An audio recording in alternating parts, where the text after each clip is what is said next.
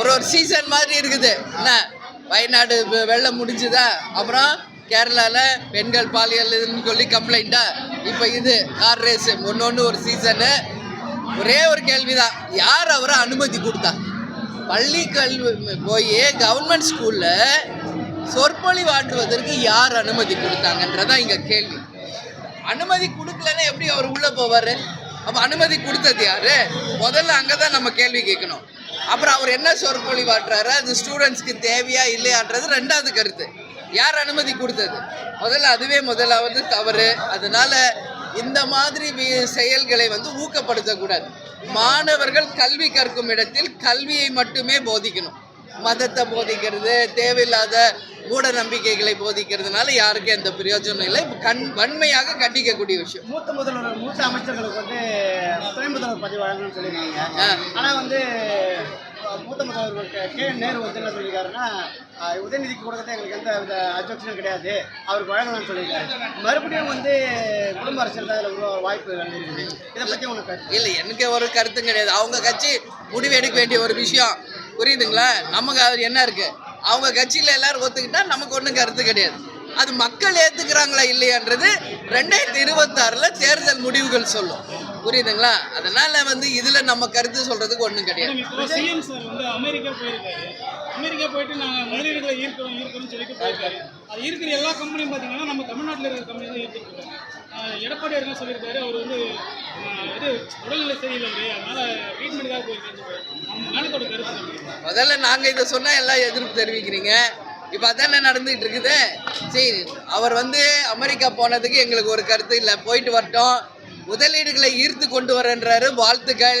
அதனால் பல லட்சம் இளைஞர்களுக்கு வேலை வாய்ப்பு கிடைச்சா முதல்ல வாழ்த்து சொல்கிறது தேமுதிக. நாங்கள் முதலே சொல்லிட்டேன். பட் எத்தனை கொண்டு வர்றாருன்றதான் பார்க்கணும். ஏன்னா துபாய், சிங்கப்பூர் போய் எத்தனை கொண்டு வந்தார், எத்தனை ஃபேக்ட்ரி இருக்குன்றது இங்கே கேள்வி இருக்குது.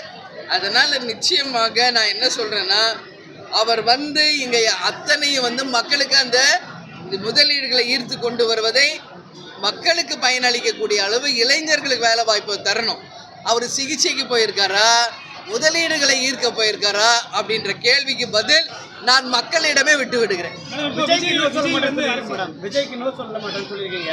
இப்போ விஜயோட தேமுதிக இணைந்து செயல்பட நான் 3 நாளாக எல்லாமே பதில் சொல்லிட்டேன். இன்னைக்கு கேள்வி நீங்கள் விஜய்கிட்ட தான் என்கிட்ட கேட்கணும், விஜய்கிட்ட தான் கேட்கணும். ஏன்னா நான் எங்கள் கட்சி ஆரம்பித்து 20 வருஷம் ஆயிடுச்சு. அதனால் அந்த கருத்து என்கிட்ட கேட்கக்கூடாது, எல்லாமே நான் சொல்லிட்டேன்.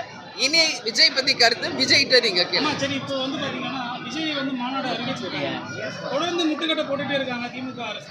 இதில் அரசியல் உள்நோக்கத்தோடு தான் முட்டுக்கட்டை போடுறாங்க. அதுக்கு நான் பதில் கொடுத்துட்டேனே, நேற்று முந்தின மதுரையிலேயே அதை பற்றி நான் பேசியிருக்கேன். இங்கே எல்லாருக்குமே ஜனநாயக நாட்டில் எல்லாருக்கும் உரிமை உண்டு.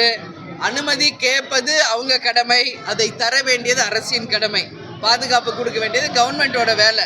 அதனால் யாரும் கட்சி ஓப்பன் பண்ணக்கூடாது, மாநாடு நடத்தக்கூடாது, பொதுக்கூட்டம் நடத்தக்கூடாது என்று யாருக்கும் இவங்க சொல்ல முடியாது. அதனால் யாருக்கும் அனுமதி கொடுத்து பாதுகாப்பு தர வேண்டியது தமிழக அரசின் கடமை. ஆமாம், அதானி விரிவாக்கம் தொடர்ந்து மீனவர்கள் பாதிக்கப்பட்டு கொண்டே தான் இருக்காங்க. எண்ணூர் போர்ட்டில் கூட நான் தான் முதல்ல ஆர்ப்பாட்டம் நடத்தினேன். அது ஏன்னா அந்த ஆயில்லாம் கடலில் கலந்ததுனால ஒட்டுமொத்த மீனவர்களுக்கு பாதிப்பு.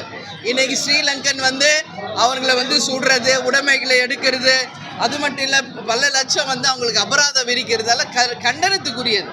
முதல்ல கச்சத்தீவை மீட்டெடுத்தாதான் மீனவர்களுக்கு நிரந்தரமாக ஒரு தீர்வு வரும். கச்சத்தீவை விட்டு கொடுத்தது திமுக. அதனால் என்னைக்கு கச்சத்தீவை மீட்டெடுக்கிறோமோ அன்னைக்கு தான் நம்ம மீனவர்களுக்கு விடிவு காலம். ஆமாம், அது நம்ம ஆல்ரெடி ஃபைல் பண்ணியிருக்கோம்னு உங்களுக்கு சொன்னிருக்கோம் இல்லையா? நம்ம முறைப்படி எல்லாமே ஃபைல் பண்ணியிருக்கோம். அதுக்கான டைம் வரும்போது நீதியரசர்கள் உரிய நீதியை நிச்சயம் தருவார்கள் என்று எதிர்பார்க்கிறோம். இல்லை, உள்ளாட்சி தேர்தல் டிசம்பர் மாதம் நாங்கள் தயாராகி கொண்டு தான் இருக்கிறோம். தேர்தல் வரும்பொழுது எந்தெந்த இடத்துல எங்கள் கவுன்சிலர்ஸு, ஒன்றிய கவுன்சிலர், மாவட்ட கவுன்சிலர் நிற்கிறாங்க என்பதை உங்களுக்கு நாங்கள் அதிகாரப்பூர்வமாக அறிவிப்போம். நன்றி நன்றி நன்றி. செய்திகளை உடனுக்குடனும் துல்லியமாகவும் தெரிந்து கொள்ள சப்ஸ்கிரைப் பண்ணுங்க.